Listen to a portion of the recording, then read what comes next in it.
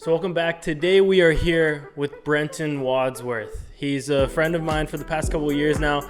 I actually met him in film school, and I'm sure that's something we'll dive into because neither of us actually ended up being film majors at the end of the day.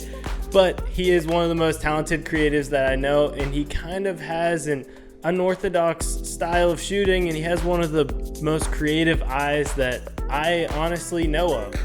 So welcome to the show today, Brenton. Hey, I appreciate that. First of all, that was a great compliment. But pleasure to be here, man.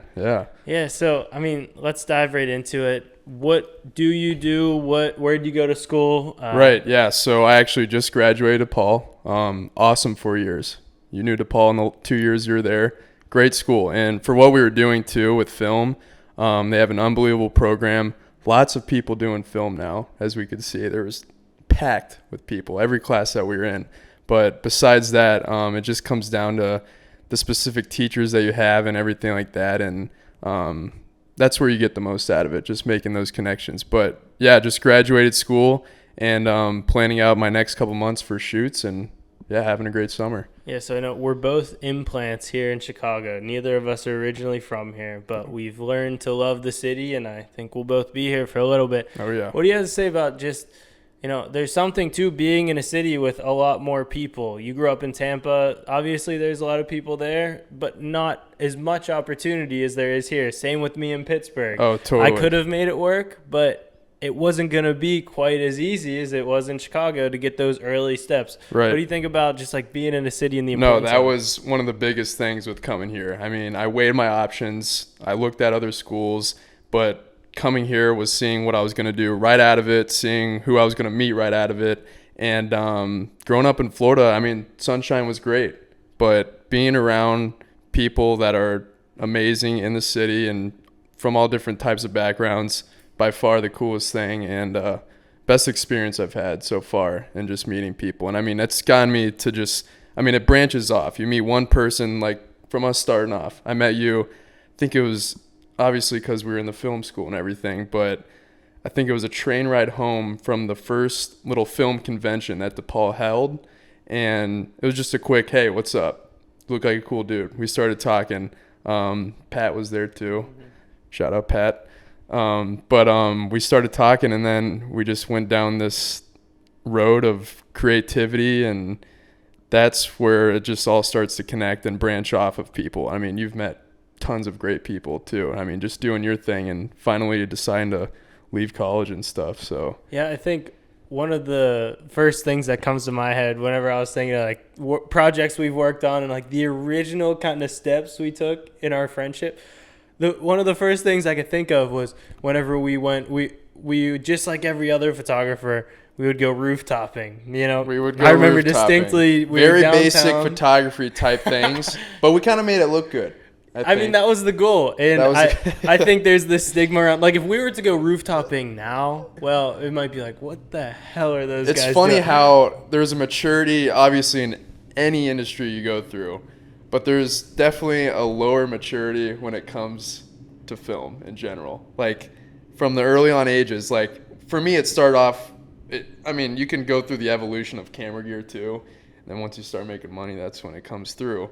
But starting off, that pocket camera that I had, that little flip camera. I mean, it was a Kodak and it was about the size of our iPhones now, but thick. Like I'm talking thick.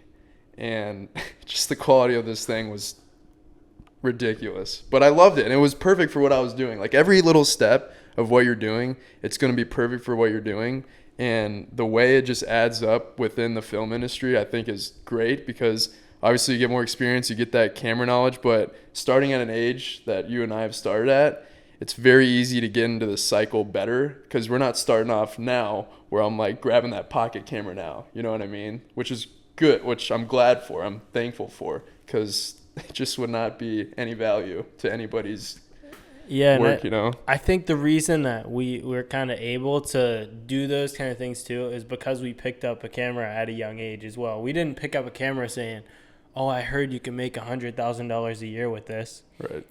Originally, yeah, it would have been cool to make a living off of it, but it wasn't really oh man, like I'm gonna be a full-time photographer. We were just like, oh, Not at kind of all. have a creative Not eye. at all. Got my Yeah. phone. Oh, mom and dad, I'd love a camera for Christmas. Yep. And then it just like one thing led to another. And I think there's something to that. And you kind of have more time to work through the kinks because you're not really financially responsible for yourself right away. But I also think whenever you're talking about having your first camera, it's funny how photographers go through this evolution of buying cameras, because I feel like you start small, obviously, because you don't have that much money. Oh, yeah. And then you start to make more money, you start to get more serious, try to get more clients, then you get a ton of gear. And then I almost see people come back down the hill because back around, I've seen yeah. my friends like sell their cameras and buy Leicas. Oh, I've got- and they're the smallest. I've got a cameras little ever. group sitting in my corner I'm about to sell, Yeah. whether it's lenses or bodies or whatever it is. I mean, and then when it comes down to the other stuff, like your lights and stuff like that, I mean, that's kind of stuff you're going to have longer just because it's one thing. It doesn't go bad unless you blow out the bulb or something, but just cameras in general, I mean, you can sell them, you can get them back, but you got to find the right place to do it. Facebook Marketplace, wouldn't recommend. And this leads me to one of the things that I think you're a lot better at than a lot of people that I know, and it's just creating whenever you don't necessarily have the perfect elements and still making it look damn good. Now, none of us really had that nice of gear whenever we were starting out, but I think that your quality was always up there. Where do you think creative eye comes in, and more so just like learning your gear? I covered on a recent episode just how maybe it's not time to upgrade. It's Right. just time to like sit down and really learn your gear, because Yeah. I think you can't use your camera to its biggest No, you ability can't. unless you can shoot with your eyes closed almost.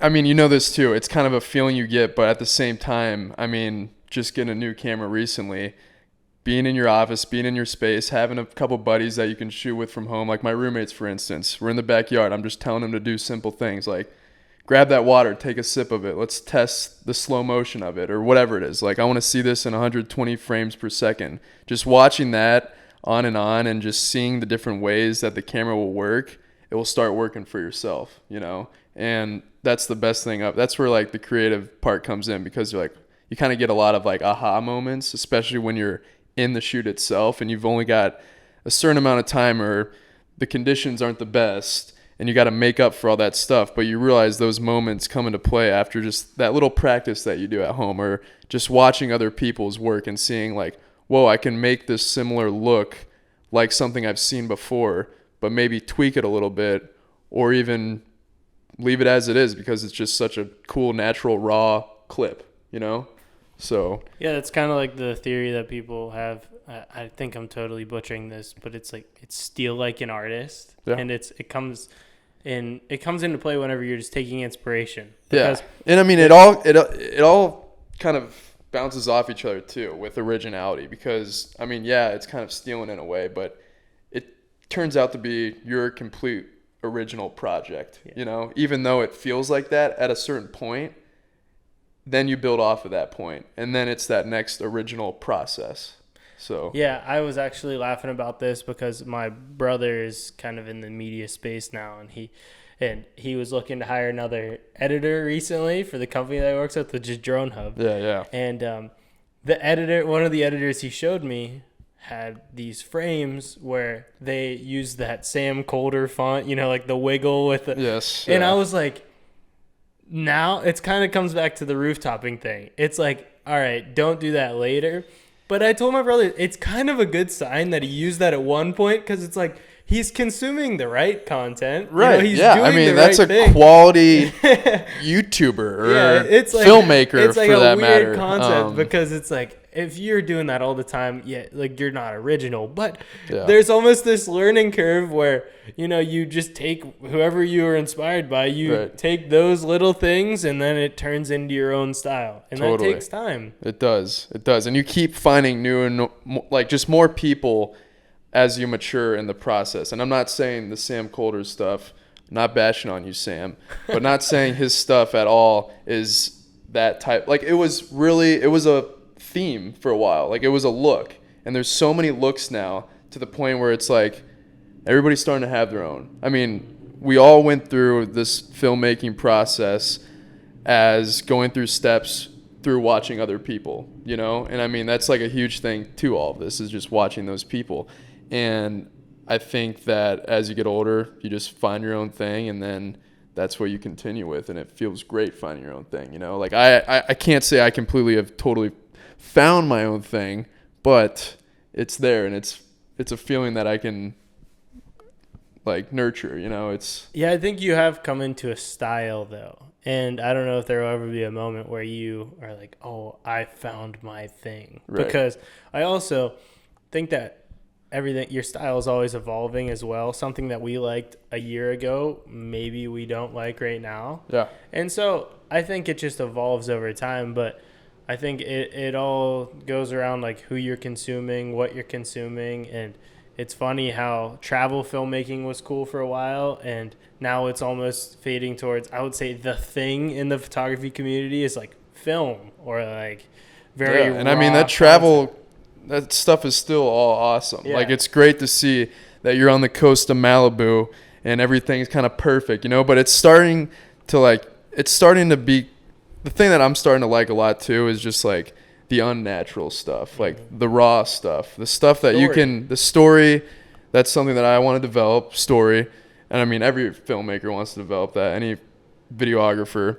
But just those kinds of elements where it's a lot of raw motion going on, but making that raw thing look cooler than it is. And that's where it comes back to like the conditions of things and making it look different. Like the most simple thing that you can do, like for instance, your vlogs, you're waking up in the morning, you're pouring that coffee, you're going out for a walk, making that little thing interesting. So that's like, it's fun. It's a great time making something like that come to life more than it already is, you know? Yeah, I think it's almost like you shift from showing like, oh, everything around me is so beautiful, to I can still capture its beauty, but more in a real essence. Yeah, and I'm not trying to just like throw this cover up on it. And I mean, I think that's just the evolution of being a creative. And that's just getting better, finding your style more so. Yeah, the number one thing that I've found is seeing how much I can make that's just around me. You know what I mean? Like, it used to be like, I gotta be there, I gotta be here making this for them or doing that for whoever, you know? And it's just like, it's right here. You just do it. And then people start seeing that. And I think that's that's like one of the most inspiring things that people can see with videography in general, is just understanding that it's right there in front of you. I mean, you've got the stuff, just do it. I mean, pretty cliche video talk, but I'd say that's a huge factor that goes into anybody's mind when they're doing this stuff. And once that clicks, it's kind of a game changer, honestly.